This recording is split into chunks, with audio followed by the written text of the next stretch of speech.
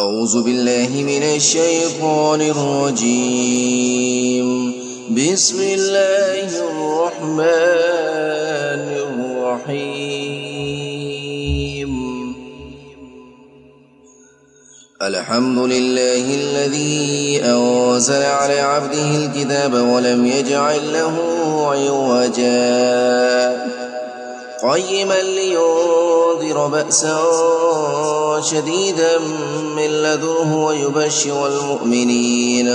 ويبشر المؤمنين الذين يعملون الصالحات أن لهم أجرا حسنا ماكثين فيه أبدا وينذر الذين قالوا اتخذ الله ولدا ما لهم به من علم ولا لآبائهم كبرت كلمة تخرج من أفواههم إن يقولون إلا كذبا فلعلك باخع نفسك على آثارهم إن لم يؤمنوا بهذا الحديث أسفا إنا جعلنا ما على الأرض زينة لها لنبلوهم أيهم أحسن عملا وإنا لجاعلون ما عليها صعيدا جرزا أم حسبت أن أصحاب الكهف والرقيم كانوا من آياتنا عجبا إذ أوى الفتية إلى الكهف فقالوا ربنا آتنا من لدنك رحمة وهيئ لنا من أمرنا رشدا فضربنا على آذانهم في الكهف سنين عددا ثم بعثناهم لنعلم أي الحزبين أحصى لما لبثوا أمدا نحن نقص عليك نبأهم بالحق إنهم فتية آمنوا بربهم وزدناهم هدى وربطنا على قلوبهم إذ قاموا فقالوا ربنا رب السماوات والأرض لن ندعو من دونه إله لقد قلنا إذا شططا هؤلاء قومنا اتخذوا من دونه آلهة لولا يأتون عليهم بسلطان بين فمن أظلم ممن افترى على الله كذبا وإذ اعتزلتموهم وما يعبدون إلا الله فأووا إلى الكهف ينشر لكم ربكم من رحمته ويهيئ لكم من أمركم مرفقا وترى الشمس إذا طلعت تسابر عن كهفهم ذات اليمين وإذا غربت تقرضهم ذات الشمال وهم في فجوة من ذلك من آيات الله من يهد الله فهو المهتد ومن يضلل فلن تجد له وليا مرشدا وتحسبهم أيقاظا وهم رقود ونقلبهم ذات اليمين وذات الشمال وكلبهم باسط ذراعيه بالوصيد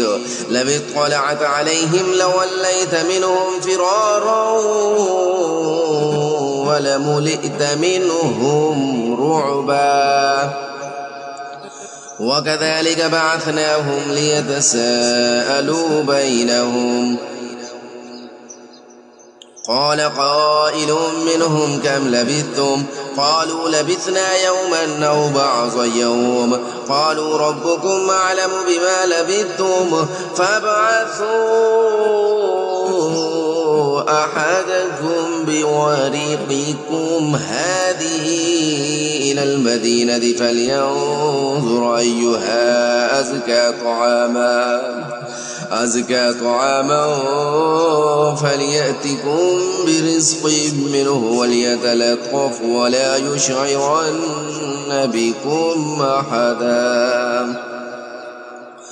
إنهم إن يظهروا عليكم يرجموكم أو يعيدوكم في ملتهم ولا تفلحوا إذا أبدا وكذلك أعثرنا عليهم ليعلموا أن وعد الله حق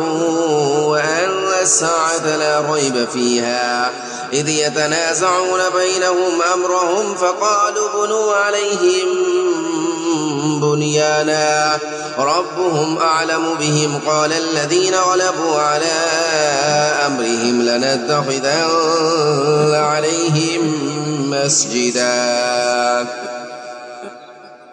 سيقولون 3 رابعهم كلبهم ويقولون 5 سادسهم كلبهم رجما بالغيب ويقولون 7 وثامنهم كلبهم قل ربي أعلم بعدتهم ما يعلمهم إلا قليل فلا تمار فيهم إلا مراء ظاهرا ولا تستفت فيهم منهم أحدا ولا تقولن لشيء إني فاعل ذلك غدا إلا أن يشاء الله واذكر ربك إذا نسيت وقل عسى أن يهديني ربي لأقرب من هذا رشدا ولبثوا في كهفهم 300 سنين وازدادوا 9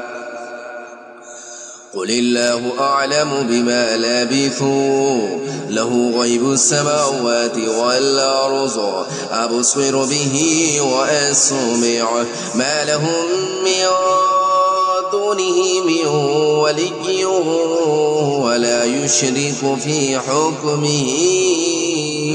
أحدا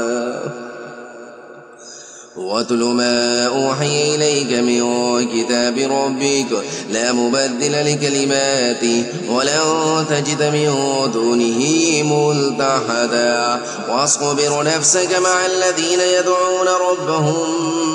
بالغداة والعشي يريدون وجهه ولا تعد عيناك عنهم تريد زينة الحياة الدنيا ولا تطع من أغفلنا قلبه عن ذكرنا واتبع هواه وكان أمره فرطا وقل الحق من ربكم فمن شاء فليؤمن ومن شاء فليكفر ومن شاء فليكفر إنا أعتدنا للظالمين نارا أحاط بهم سرادقها وإن يستغيثوا يغاثوا بماء كالمهل يشوي الوجوه بئس الشراب وساءت مرتفقا إن الذين آمنوا وعملوا الصالحات إنا لا نضيع أجر من أحسن عملا أولئك لهم جنات عدن تجري من تحتهم الأنهار يحلون فيها من أساور من ذهب ويلبسون ثيابا خضرا من سندس واستبرق متكئين فيها على الأرائك نعم الثواب وحسنت مرتفقا واضرب لهم مثلا رجلين جعلنا لأحدهما جنتين من أعناب وحففناهما بنخل وجعلنا بينهما زرعا كلتا الجنتين آتت أكلها ولم تظلم منه شيئا وفجرنا خلالهما نهرا وكان له ثمر فقال لصاحبه وهو يحاوره أنا أكثر منك مالا وأعز نفرا ودخل جنته وهو ظالم لنفسه قال ما أظن أن تبيد هذه أبدا وما أظن الساعة قائمة ولئن رددت إلى ربي لأجدن خيرا منها منقلبا قال له صاحبه وهو يحاوره وكفرت بالذي خلقك من تراب ثم من نطفة ثم سواك رجلا لكن هو الله ربي ولا أشرك بربي أحدا ولولا إذ دخلت جنتك قلت ما شاء الله لا قوة إلا بالله إن ترني أنا أقل منك مالا وولدا فعسى ربي أن يؤتيني خيرا من جنتك ويرسل عليها حسبانا من السماء فتصبح صعيدا زلقا أو يصبح ماؤها غورا فلا تستطيع له طلبا وأحيط بثمره فأصبح يقلب كفيه على ما أنفق فيها وهي خاوية على عروشها ويقول يا ليتني لم أشرك بربي أحدا ولم تكن له فئة ينصرونه من دون الله وما كان منتصرا هنالك الولاية لله الحق هو خير ثوابا وخير عقبا واضرب لهم مثل الحياة الدنيا كماء أنزلناه من السماء فاختلط به نبات الأرض فأصبح هشيما تذروه الرياح وكان الله على كل شيء مقتدرا المال والبنون زينة الحياة الدنيا والباقيات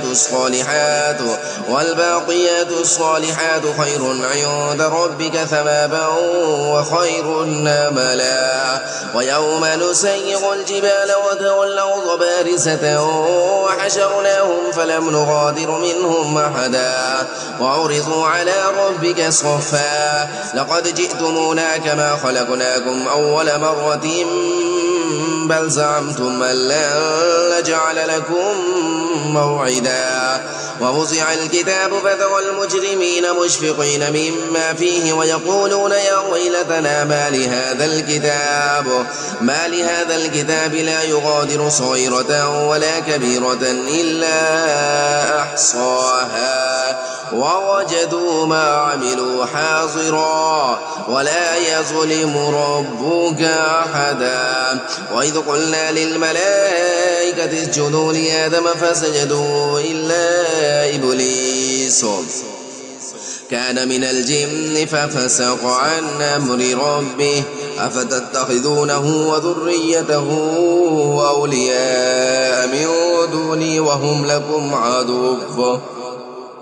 بئس للظالمين بدلا ما أشهدتهم خلق السماوات والأرض ولا خلق أنفسهم وما كنت متخذ المضلين عضدا ويوم يقول نادوا شركائي الذين زعمتم فدعوهم فلم يستجيبوا لهم وجعلنا بينهم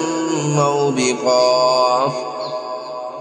ورأى المجرمون النار فظنوا أنهم مواقعها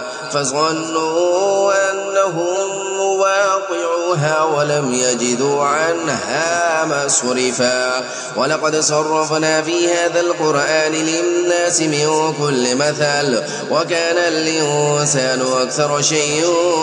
جدلا وما منع الناس أن يؤمنوا إذ جاءهم الهدى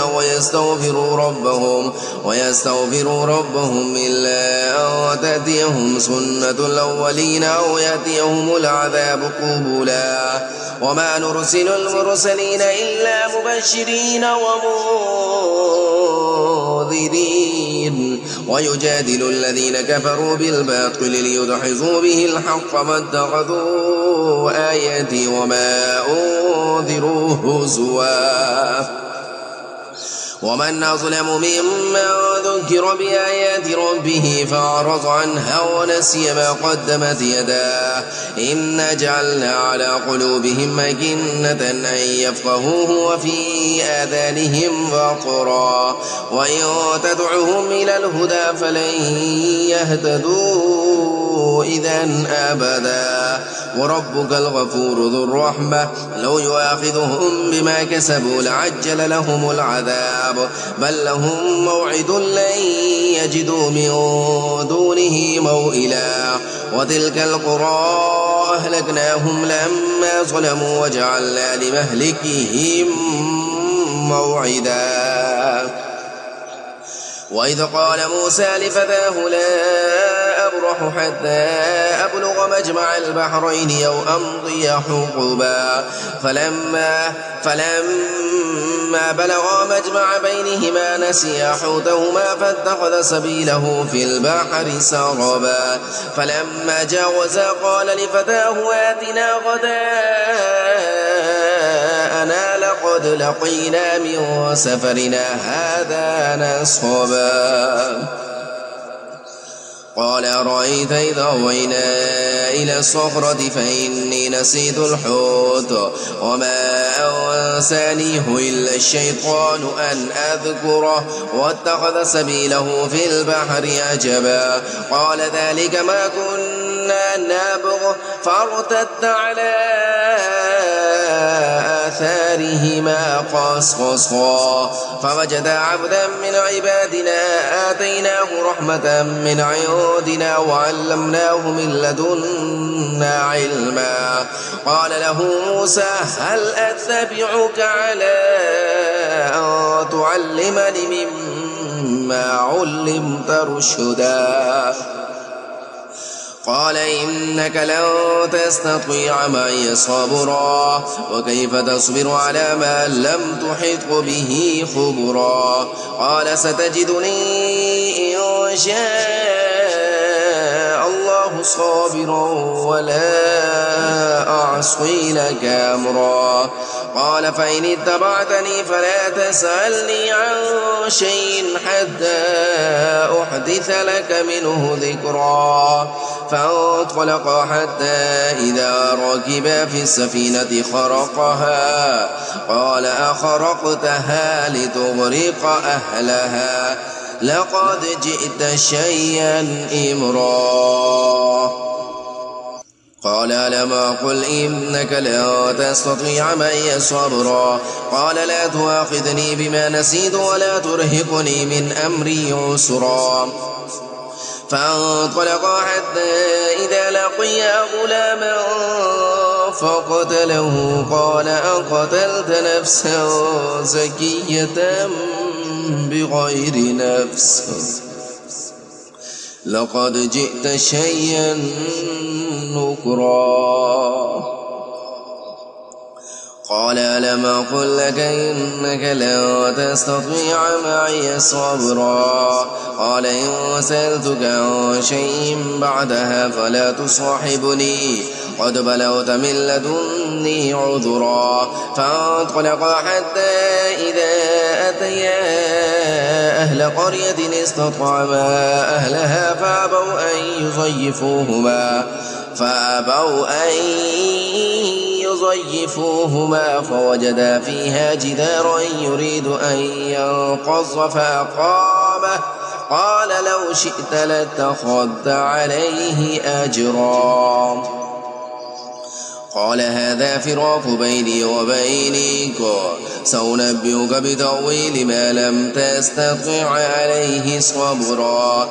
أما السفينة فكانت لمساكين يعملون في البحر فأردت أن أعيبها وكان وراءهم ملك يأخذ كل سفينة غصبا. وأما الغلام فكان أبواه مؤمنين فخشينا أن يرهقهما طغيانا وكفرا فأردنا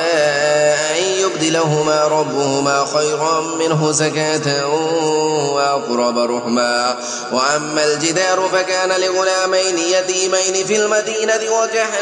وكان تحته كنز لهما وكان أبوهما صالحا فأراد ربك أن يبلغا أشدهما ويستخرجا كنزهما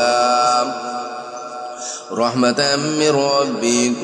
وما فعلته عن أمري ذلك تأويل ما لم تستطع عليه صبرا. ويسألونك عن ذي القرنين قل سأتلو عليكم منه ذكرا إنا مكنا له في الأرض وآتيناه من كل شيء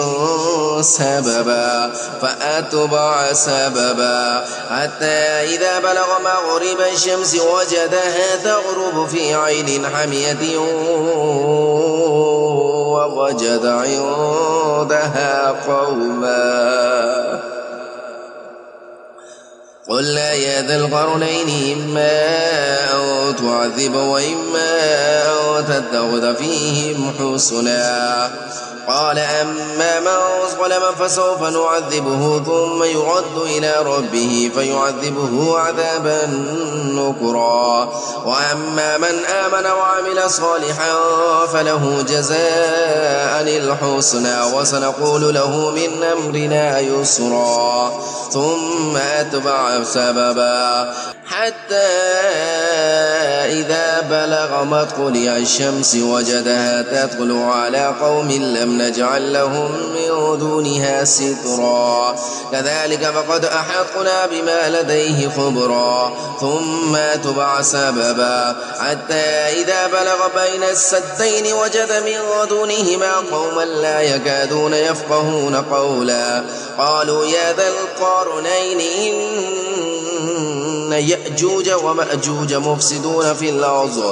الأرض فهل نجعل لك خرجا على أن تجعل بيننا وبينهم سدا. قال ما مكنني فيه ربي خير فأعينوني بقوة أجعل بينكم وبينهم ردما. آتوني زبر الحديد حتى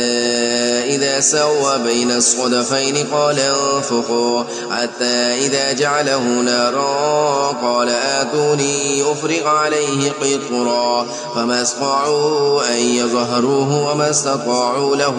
نقبا. قال هذا رحمة من ربي فإذا جاء وعد ربي جعله دكا وكان وعد ربي حقا. وتركنا بعضهم يومئذ يموج في بعض ونفخ في الصور فجمعناهم جمعا. وعرضنا جهنم يومئذ للكافرين عرضا الذين كانت أعينهم في غطاء عن ذكري وكانوا لا يستطيعون سمعا. أفحسب الذين كفروا أن يتخذوا عبادي من دوني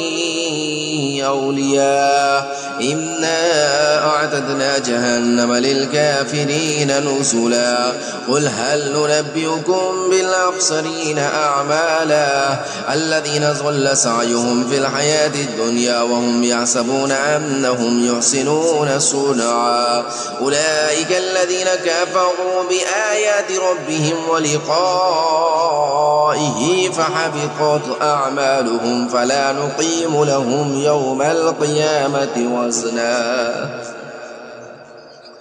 ذلك جزاؤهم جهنم بما كفروا واتخذوا آياتي ورسلي هزوا إن الذين آمنوا وعملوا الصالحات كانت لهم جنات الفردوس نزلا خالدين فيها لا يبغون عنها حولا قل لو كان البحر مدادا لكلمات ربي لنفد البحر قبل أن تنفد كلمات ربي ولو جئنا بمثله مددا قل إنما أنا بشر مثلكم يوحى إلي أنما إلهكم إله واحد فمن كان يرجو لقاء ربه فليعمل عملا